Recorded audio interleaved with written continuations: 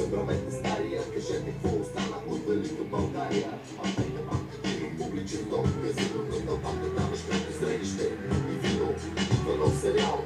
Забравете стария, кажете какво остана от велика България. Една държава с общ език, един народ, днес една идея.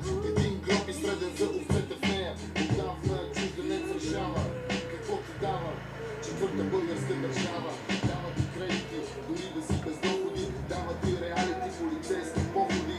Дава ти правото винаги да си виновен. Чиновникът ще те откаже да си редовен.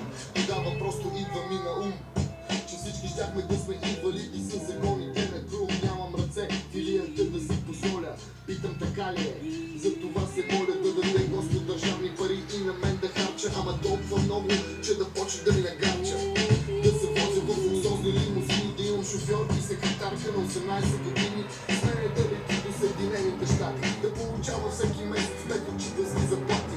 Нали тя е секстри, а аз съм с претенции. Дипломирала се е в модните агенции. Обикновеният човек ще духа супичка.